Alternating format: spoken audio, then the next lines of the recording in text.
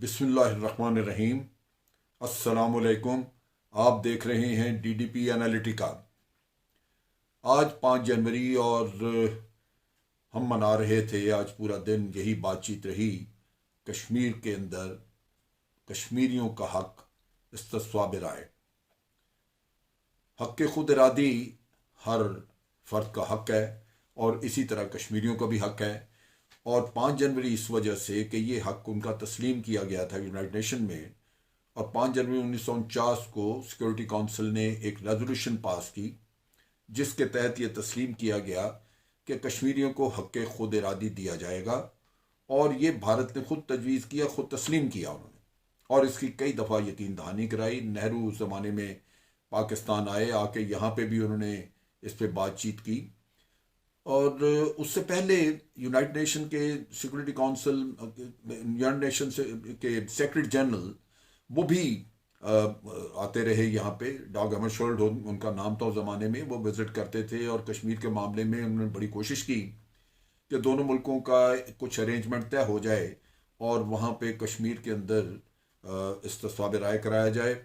लेकिन वो हक खुद इरादी का वो हक उनको न मिल सका कश्मीरियों को, क्योंकि भारत किसी भी अरेंजमेंट के तहत करने को तैयार नहीं था और वो वक्त टालता रहा।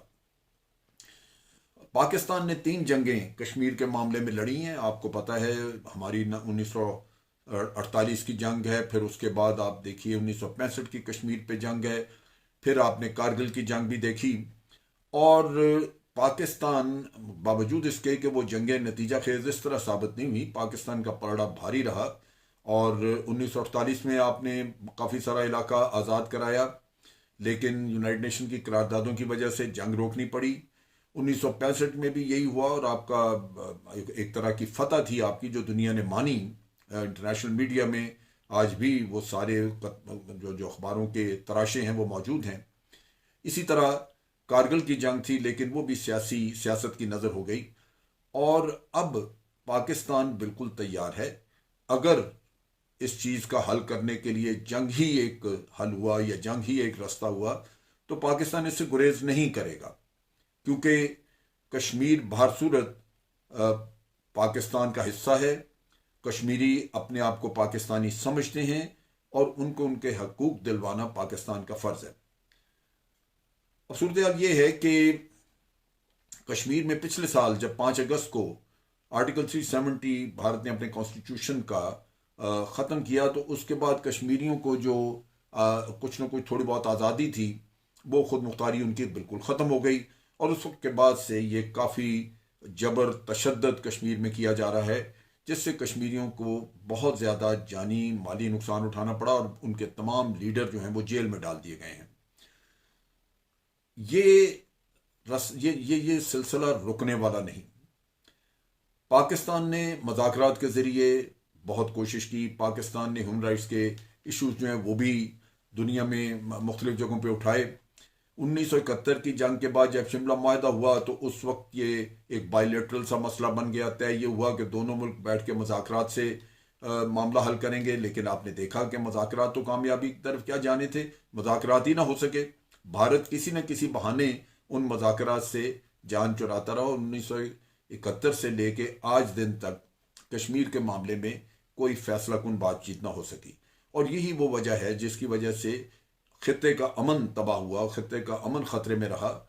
और आज भी जंग के बादल इस खित्ते पे मंडरा रहे हैं, सिर्फ इसी वजह से कि मुज़ाकरात का रास्ता भारत ने आज दिन तक रोके रखा। अब सूरत हाल वहाँ पे ये हो चुकी है कि वहाँ पे इंसर्जेंसी शुरू है। कश्मीरी बिल्कुल जंग लड़ रहे हैं और वो अपनी आज़ादी के लिए जान भी कुर्बान करते हैं, लेकिन उसके बावजूद वो इस रास्ते से जो कि आज़ादी के लिए है उन्होंने चुना हुआ, वो उससे हट नहीं रहे। ये बुरहान वानी की शहादत के बाद से एक मुसल्लह जद्दोजहद चल निकली है वहाँ पे। लेकिन दूसरी तरफ भारत ने जुल्म और सितम के पहाड़ तोड़ रखे हैं। वहाँ पे आप देखिए कि अभी पिछले दिनों की बात है कि भूपेंद्र सिंह, वो एक कैप्टन जिसने के 3 बेचारे मजदूर राजौरी के इलाके के रहने वाले थे, उनको गोलियां मार के मार दिया। फिर जाली उनके ऊपर वेपन्स वगैरह रख के, कुछ और चीज़ें रख के तो ऐलान कर दिया कि जनाब ये तो मिलिटेंट्स थे। अब चंद दिन की बात है। ये तो जो जो जो जो राजौड़ी ये जो जो किस्सा भूपिंदर वाला है वो तो उसको तो हो गया कोई डेढ़ एक महीना हो चुका है, लेकिन ये अभी चंद दिन की बात है। मेरा ख्याल 29 दिसंबर की बात है कि 3 स्टूडेंट्स को मार दिया। वो बेचारे माँ बाप, एक हेड कांस्टेबल का बेटा था, वो बच्चा कॉलेज गया हुआ था, कॉलेज से वापसी पे घर आने के बजाय वो एक दोस्त के साथ वहाँ ठहरा और ये शाम के वक्त इन लोगों ने भारतीय फौज ने उनको मार दिया। और ये मारना सिर्फ इस वजह से नहीं है कि वो कोई मुकाबला करने आगे से लड़े, वो तो नहीं लड़ते। सारे लोग तो वेपन्स उठा के नहीं फिर रहे, लेकिन कुछ जो वेपन्स उठा के फिरते हैं वो मुकाबला करते हैं, वो इनको भी मारते हैं। लेकिन ये बेचारे स्टूडेंट्स, इनका मसला ये है कि भारतीय मार के इनको, और फिर जाहिर ये करते हैं कि ये मिलिटेंट्स थे, इनको मॉनेटरी अवार्ड मिलता है, पैसे मिलते हैं इनाम में भारतीयों को, इनको मेडल मिलते हैं, और ये उस मेडल और पैसे की लालच में ये बेचारे नहते लोगों को, मासूम लोगों को कत्ल करते हैं। इससे पहले भी वाकयात हुए जहां पे देहातियों को वरगला के ये LOC के करीब ले जाके उनको गोलियां मार दी, खुद तमगे वसूल कर लिए, दुनिया को कहा जी वो पाकिस्तान से आ रहे थे, हमने मार दिए, वो पाकिस्तान से वेपन लेके आ रहे थे, उन पे हथियार भी डाल दिए। तो ये डिसइंफॉर्मेशन, झूठ बोलना और मक्कारी और गरीब लोगों को वहां पे जो बिल्कुल नहते, उनकी कत्ल गारत, उनको मारना, ये काम वहां पे जारी है।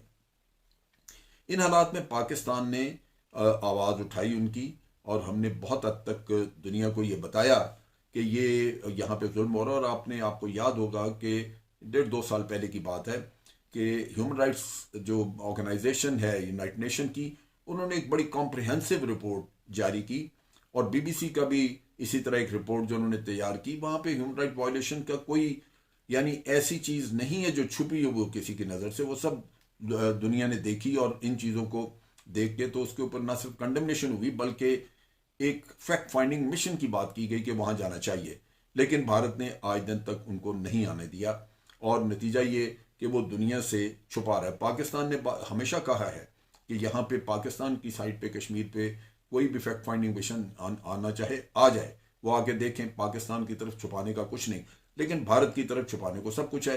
नतीजा ये कि इन्होंने जो ह्यूमन राइट्स वायलेशंस की, जो कत्ल गारत वहाँ पे की, वो आज दिन तक दुनिया की नज़रों से छुपी हुई है, क्योंकि जो फैक्ट फाइंडिंग मिशन हैं वो वहाँ नहीं जा सके।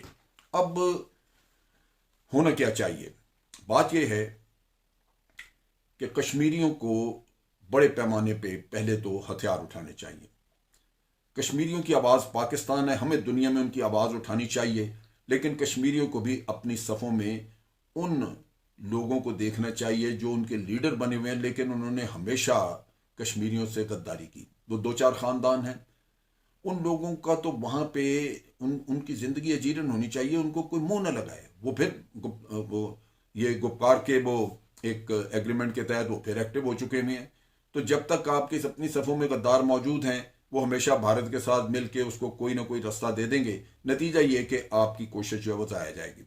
हमें इसके साथ साथ एक मुहिम के तौर पे पूरी दुनिया में हमारे मिशंस जाने चाहिए, हमारे ह्यूमन राइट्स के लोग जाने चाहिए, ख़वातीन के डेलीगेशन जाने चाहिए, जो जाके हर मुल्क में उनके ह्यूमन राइट्स के लोगों को एक्टिवेट करें और उनको बताएं कि भारत वहाँ पे क्या जुल्म कर रहा है। ये बहुत ज़रूरी है। पाकिस्तान अगर उनकी आवाज़ है तो फिर आवाज़ बन के हमें दिखाना चाहिए।